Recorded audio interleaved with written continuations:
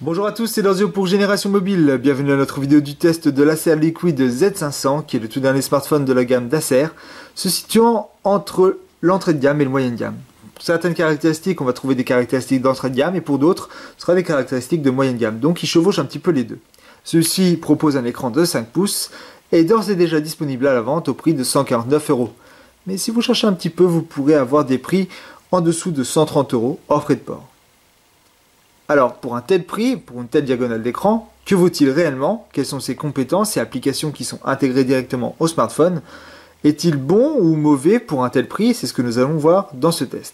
Commençons tout d'abord par décrire la boîte. Nous avons aussi une boîte de dimension plutôt correcte pour un 5 pouces, elle n'est pas trop grosse, ni trop petite. Elle présente en façade la photo du produit de dos, qui nous permet de voir directement qu'il a un APN avec un flash, un bouton, qui est assez rapide et que nous avons déjà vu lors de tests précédents sur un modèle moins récent, le nom d'Acer ainsi que ici la mention DTS. Les lettres Liquid Z500 apparaissent en bas.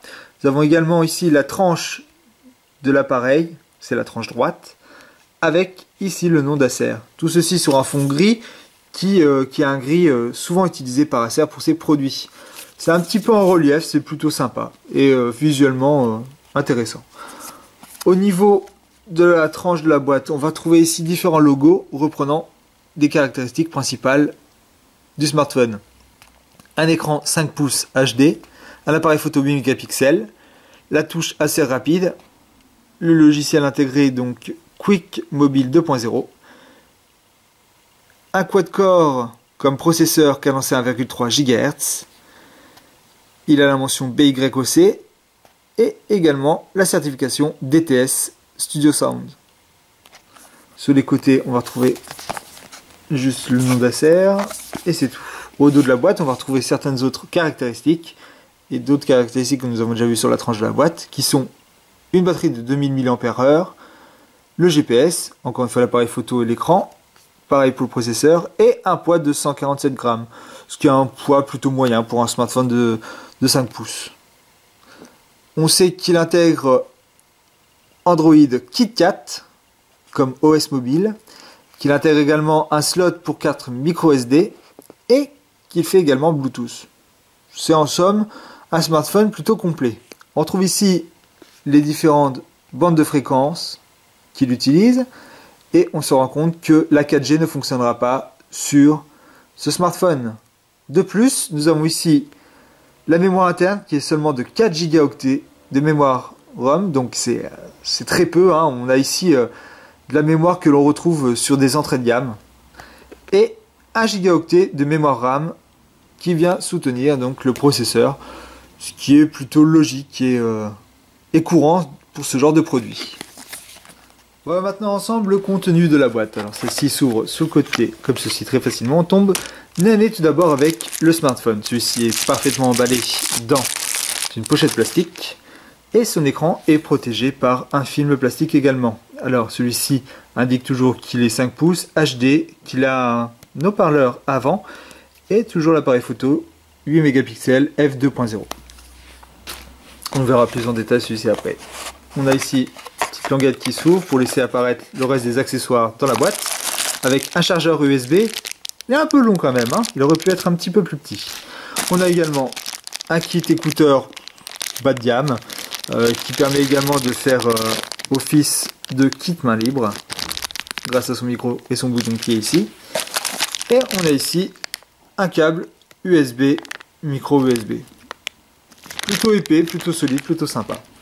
On a également ici le reste des livrets classiques que l'on va retrouver, donc garantie Acer.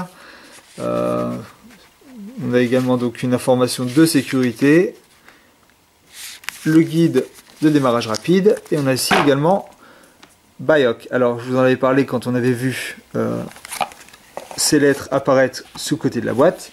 BIOC en fait c'est simplement un système proposé par Acer pour créer votre propre cloud. Alors qu'est-ce que le cloud? Le cloud en fait c'est le fait de pouvoir déporter des fichiers tels que photos, vidéos, fichiers, documents, musique directement sur un serveur. Ce qu'on appelle le cloud, d'accord? Ça permet également de gagner en mémoire sur votre appareil si vous avez peu de mémoire. Et bien là, le cloud que vous allez fabriquer est simplement un cloud entre votre tablette smartphone et votre PC. En effet, c'est votre PC qui va être le serveur. Donc du coup, vous allez pouvoir, grâce aux applications de votre tablette ou smartphone, et bien évidemment un logiciel installé sur l'ordinateur, ou alors directement déjà dedans si vous avez un ordinateur Acer, eh bien vous n'avez plus qu'à vous enregistrer sur Acer pour avoir un identifiant Acer et ainsi pouvoir télécharger directement les photos et vidéos et documents et musique que vous avez sur votre tablette et smartphone sur votre PC via l'application Bayoc. Vous avez également la possibilité d'aller chercher tous ces documents qui se trouvent sur votre PC directement avec l'application qui est sur votre smartphone ou tablette pour pouvoir lire donc les images, les fichiers, les documents, la musique, les vidéos qui se trouvent sur votre PC, soit via le Wi-Fi ou alors directement par votre réseau mobile. C'est super simple à mettre en place et c'est super pratique et facile si vous êtes en déplacement et que vous voulez aller voir des données qui se trouvent sur votre PC. Au niveau du design de ce smartphone, alors le Z500 présente ici un cadre plutôt classique, forme rectangulaire avec les bords arrondis.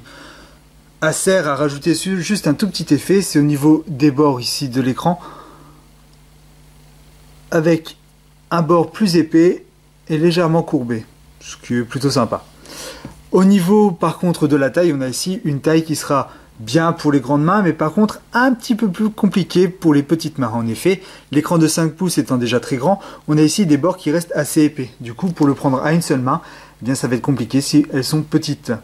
C'est un petit peu dommage. De plus, je rajouterai que pour un effet de symétrie, Acer a laissé ici une large bande qui ne sert à rien puisque elle ne dispose pas de boutons tactiles. Les boutons tactiles d'Android étant directement intégrés au logiciel sur l'écran.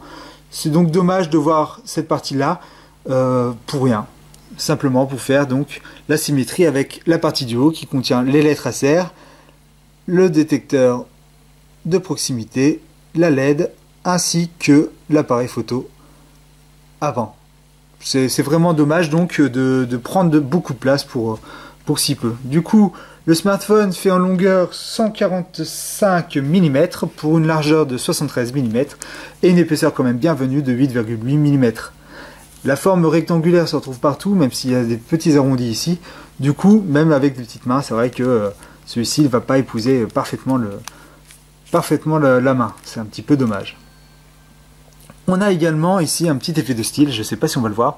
Donc ici, entre le bord plastique et le bord de l'écran, on a une grille en métal. Alors, cette grille au-dessus ne sert à rien. Par contre, on a exactement la même grille en dessous. Et cette grille dissimule le haut-parleur qui se trouve sur la façade avant. C'est bienvenu pour regarder par exemple des films avec donc le son qui provient directement de l'avant et non de l'arrière comme beaucoup de smartphones. Bon, après, ce n'est pas un haut-parleur stéréo, il n'y en a pas deux, il n'y en a qu'un seul. Voilà. Au niveau du dos, on va trouver un dos qui est bien travaillé, avec un plastique de qualité. Ça fait vraiment pas bas de gamme ni cheap. Il est bien travaillé, avec un effet granuleux très agréable au toucher. On voit ici un effet brossé qui apparaît un petit peu en relief, avec l'appareil photo qui se trouve en haut au centre, de 8 mégapixels. Il est encerclé d'un petit liseré chromé, plutôt sympa. Même liseré chromé qu'on va retrouver tout autour de l'appareil d'ailleurs, qui ajoute une plus-value au niveau esthétique. On a également l'appareil photo qui est accompagné de son flash LED. On a le micro juste en dessous. On a le bouton assez rapide qui vous permettra de lancer une application ou de prendre des photos. Alors l'application, vous allez pouvoir la choisir directement dans les paramètres du smartphone. Les lettres Acer qui sont juste posées comme ça dessus, on n'a pas d'effet de relief. Et enfin, idem pour la certification DTS.